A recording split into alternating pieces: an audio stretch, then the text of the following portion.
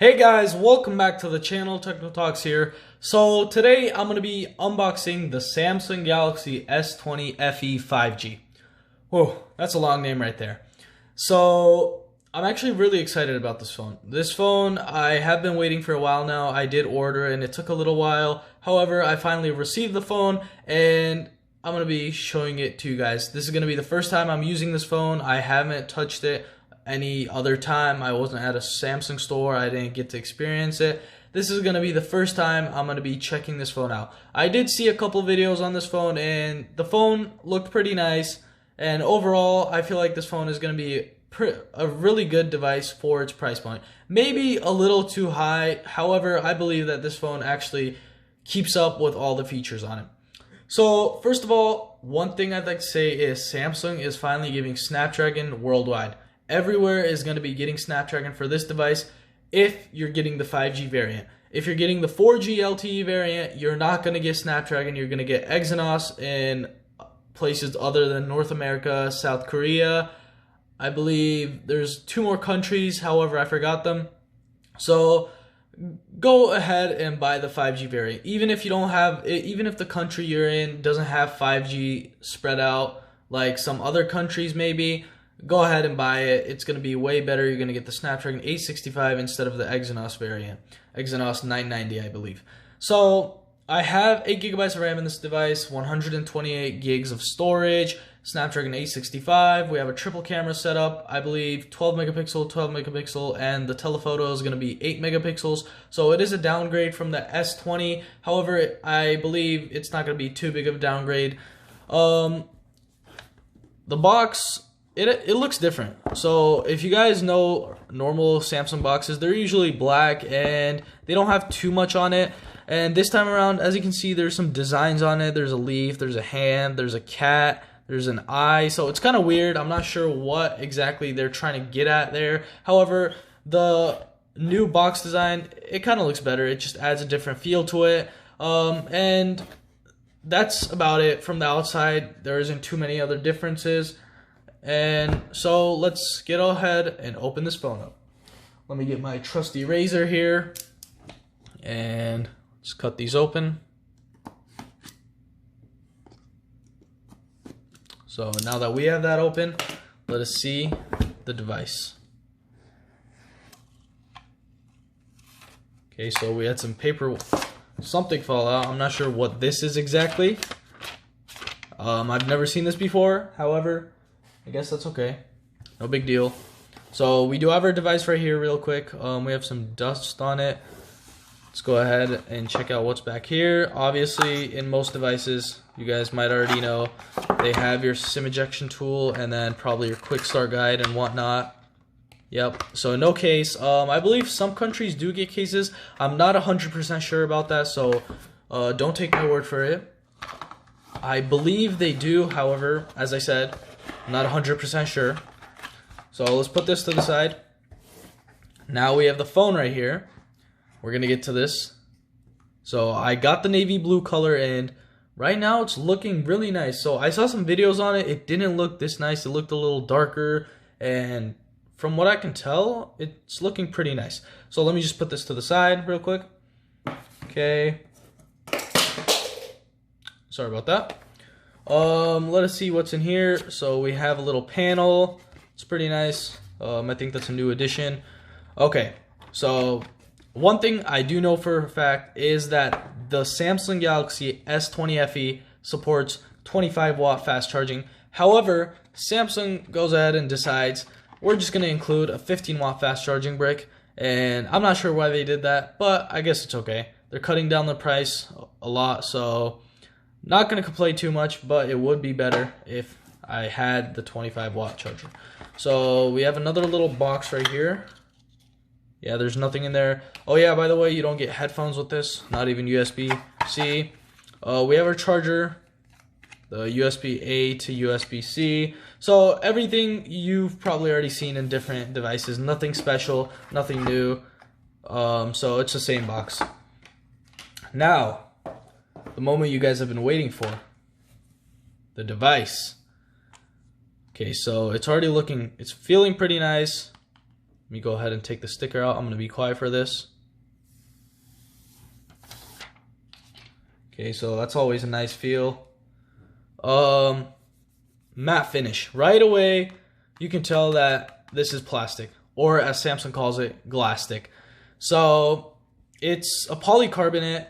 It feels pretty nice. It's the same one that's in the Note 20. So the only reason I'm not going to be complaining about that is because of the price point. The Note 20 launched at $1,000. However, this device launched at $700. And let me go ahead and tell you, Samsung has great trade-in deals. So down to a S20, I believe you can trade it in for 400 USD, which is really nice. So it drops the price down to 300 without tax. With tax, it's around 320. And Amazon and some other places like Best Buy, they're already having sales on this phone. They're already selling this phone for $600. So that's pretty crazy that you can already buy it for $100 cheaper. And for $600, this phone is definitely worth it. I haven't tried it out yet, but just looking at the spec sheet on this phone, that's what it seems like. So that's why I'm not going to be giving you guys too much of an opinion on this device since I haven't used it yet. However, that's what I feel like is going to happen. So I did, as I said, I got the navy cloud blue, I guess. Navy cloud blue, something like that. I forgot what the name was. From the pictures, it looked darker, but as you can see, it looks pretty nice, especially when a light is shining on it. It has this matte finish, and as I said, it's plastic. We also have a triple camera setup. We have a wide angle, 12 megapixel, ultra wide, 12 megapixel, and an 8 megapixel telephoto camera. So not the best. However, these are pretty good. They're still really good. Let me go ahead and, so before I take this off, I don't know what Samsung is doing. They didn't do this with their S10 series or the Note 10 series. Now they're adding like this weird hole so you can get better fingerprint scans, I guess. However, I don't think that's worth it. It's kind of weird having that, and actually in that weird form factor, I guess. It has a weird look to it. So I'm just going to go ahead and take that out. This phone, it looks pretty nice. I believe it has a 6.5-inch full HD screen, so not QHD. But as you guys might know already, since this phone has 120 hertz refresh rate, you guys might know that Samsung is already capping their 120 hertz refresh rate phones at FHD plus, so full HD plus, 1080p resolution, even with the Note 20 Ultra and the S20 Ultra. So not a big deal. Personally, I'd rather have higher refresh rate than better quality, and it really doesn't look that different. I usually switch my S10 Plus from QHD to FHD sometimes, and I barely see a difference, so I don't think that's going to matter too much unless you're pixel peeping. So let's go ahead and look at the sides of the device. As you can see, this side we don't have anything right here. So on the left side there's nothing. Right side we have our power button and our volume rocker. So that's pretty nice. All the buttons are on the right side, so if you're a righty, it's going to be really nice. However, if you're a lefty, I don't know, man. Samsung does have to do something about that, because as you guys might know, the Note 10 Plus and the Note 10 was for lefties, and then this one's for righties and whatnot. I'm not going to talk too much about that, so let's just go ahead and skip that subject. So we have our speaker down here, our speaker grill. We only have one. If I could focus onto there. So if you can see that, there's one speaker grill, USB-C charging port, a microphone, and that's about it. No headphone jack. That's okay. I'm not going to complain too much about it. However, it would be nice if we had one. So what else we have? I believe, if I can focus again. Okay, so we have our SIM tray right there.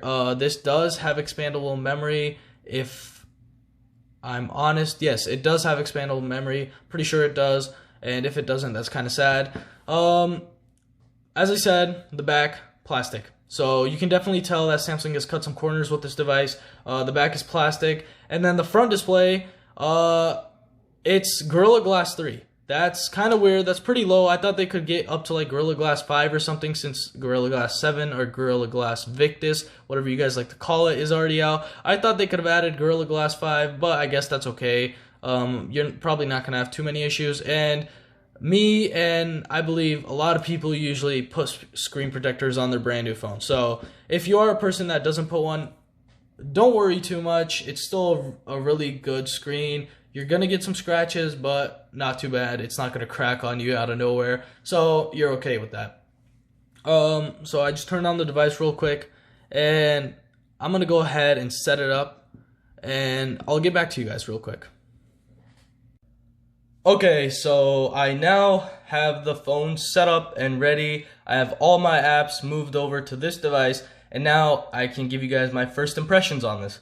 So if you're wondering how I move everything, I just use Samsung Smart Switch. It's a very easy method of using it. Also, if you guys want, just write down in the comments if you guys want a video about how to use Samsung Smart Switch. I'll definitely make a video about that. So let's go ahead and talk about the phone. I used it for a couple hours after I got it set up. Let me just, you know what? So that was weird. Okay, so I got it set up after a couple of hours of using it. I used it for around 2 to 3 hours, and that's just to give you guys my first impressions on this device. Honestly, this device, it feels very smooth and it feels very nice. Like the 120 Hz refresh rate, it's just a very nice feature to it. As I said, this device has full HD plus resolution, but I'm totally fine with that. As you can see, it looks very crisp. Unless you're pixel peeping, you're not going to find anything. The button placement, it feels really nice. I am a right-handed person, so for me it's actually better. I can just hold it with my right hand and I can just use the volume rocker, turn it off and whatnot. So that's very nice. Also, let's go ahead and check out some settings on this device. First, as you guys might know, you guys want to definitely check out the, the high refresh rate. So let's go ahead and check that out. Motion smoothness, high, as you can see, 60 to 120 Hertz. And most people, well, basically everyone is probably going to keep it on high refresh rate.